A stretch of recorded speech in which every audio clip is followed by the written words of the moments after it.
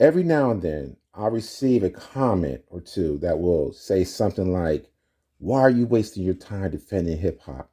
All it does is show black culture in its worst way. It's ghetto, it's ratchet," or some of the adjectives I would hear. I get it. Can hip hop better represent black culture? Certainly. But then I ask myself a question: why are so many other races and ethnic groups trying so hard to claim it? Am I missing something? I'm convinced that the powers that be want to maintain this multicultural creation narrative. One example just happened recently with Melly Mel, talking about hip hop is Bronx culture. He knows fully well that it isn't. And we understand, hey, he can't mess up his money. So he gonna say what he gotta say to keep his money. Now we have another entry in this multicultural creation narrative, demonstrated by this article.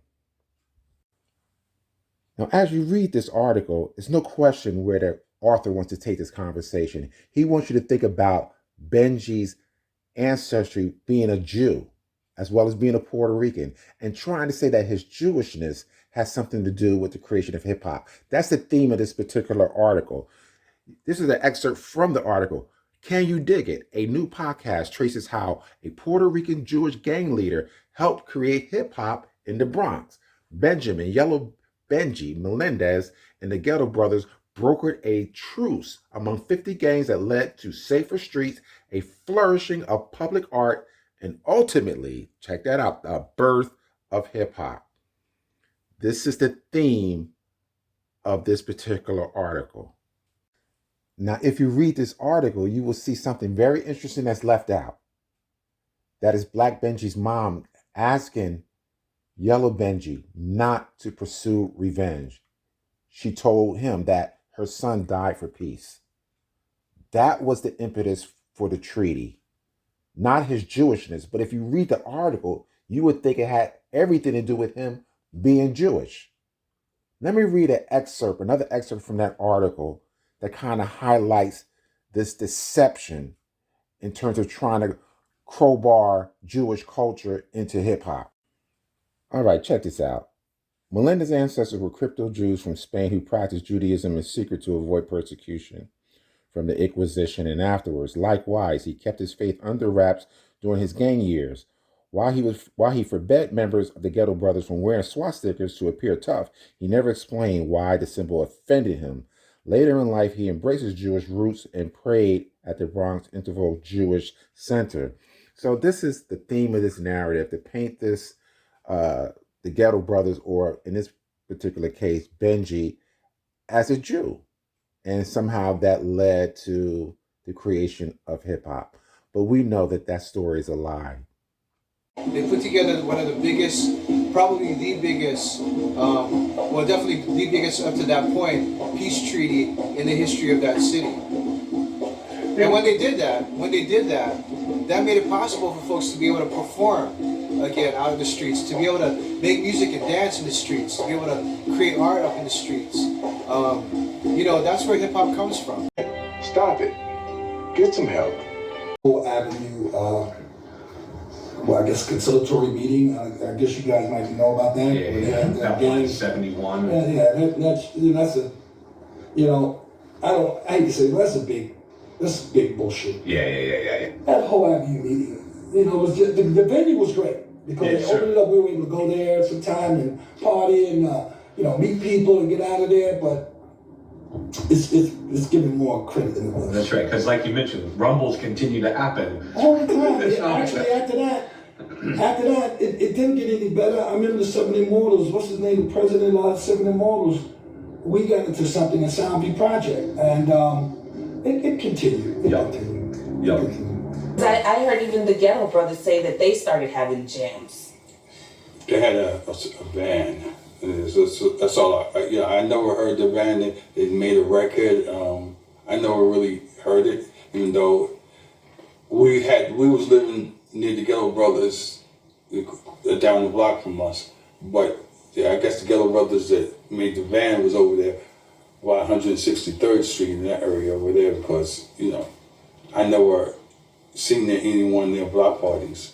So, but they said they was giving block parties and they had pictures of the bands. I seen pictures of it, but I never heard their album though. You know, they said they did something with hip hop too, but I don't believe so. You know, because I never heard their album. I would have played it if it had any bearing to hip hop. Yeah. Which is where we had that meeting in 1971. It was on December 7th. 71 or 72? 71. 71. Because I heard a lot of 72 thrown out. No. It was on 71. Because that year, I know that there was only 9 gang-related murders, and in 72, there were 54 gang-related murders. Okay, so 1 a week. You know what I'm saying? So the numbers jump. So that meeting did not produce peace. It just peace between the people that killed Black Benji.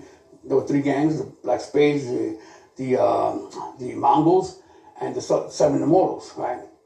So I don't want to get too much into that because that whole story is in my book, by the way. You know what I'm saying? And they've told it. You know, they even made a book about it, Warriors, but that warrior story is fictional. That's not the way it happened at all. I mean, once again, an erroneous narrative.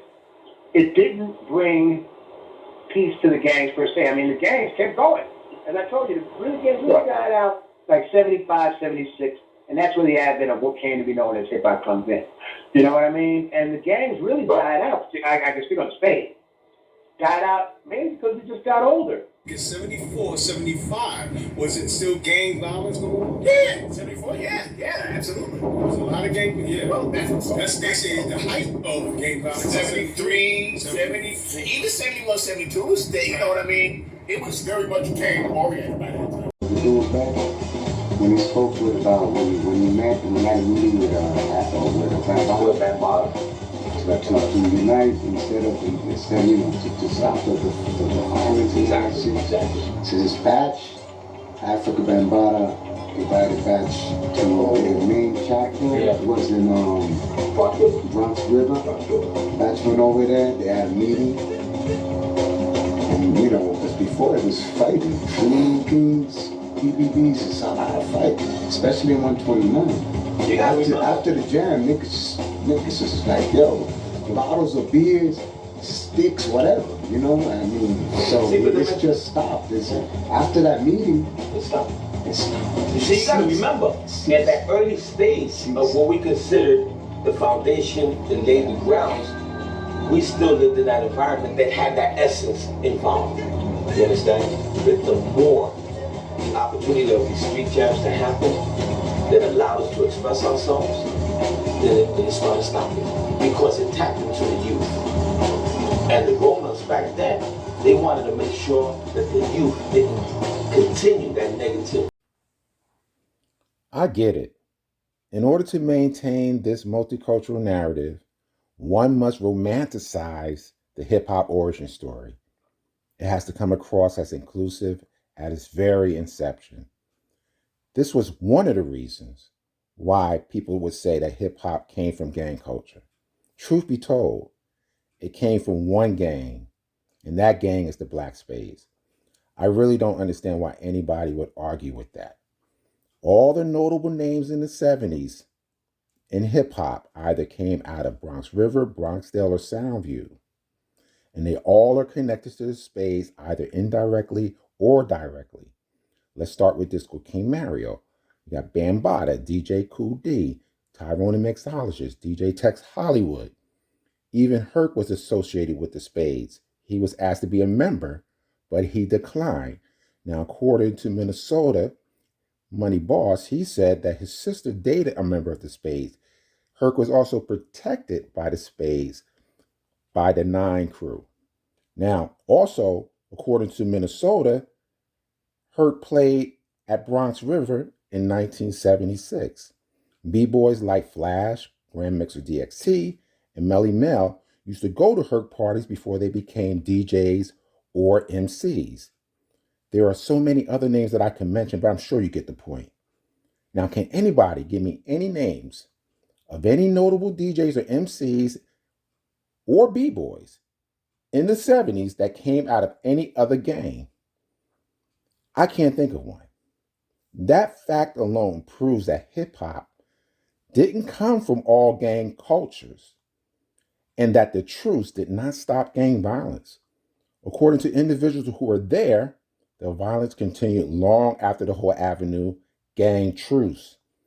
The Ghetto Brothers did not initiate the birth of hip hop. That is a fairy tale. Furthermore, the fact that the Melendez brothers were Jewish should not even be mentioned when we talk about the story of hip hop. So if you haven't already, subscribe.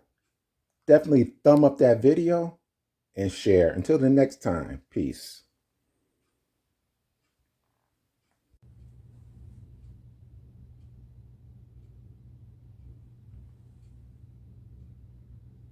Jack Johnson was a black man back when white people lynched Negroes on weekends, every weekend. Back in 1909, they were sending letters saying, "You fighting a white man, and nigger, if you knock him out, we'll kill you." He said, "Just kill my black buggers, I'm gonna knock this white man cold." And he would knock the white man out, and the Ku Klux Klan would be burning them. They killed Negroes all over the country. When Jack Johnson wanted to fight, they had riots all over South America. It was so serious, and Jack Johnson, he's bad. He had to be a bad, bad black man. Wasn't no black Muslims to defend him. Wasn't no NACP in 1909. Wasn't no Rap Brown. Wasn't no MOVE. All these black groups. Wasn't no Angela Davis, no Hill Newton, no Malcolm X. He was by himself. Jack Johnson. It was so long ago.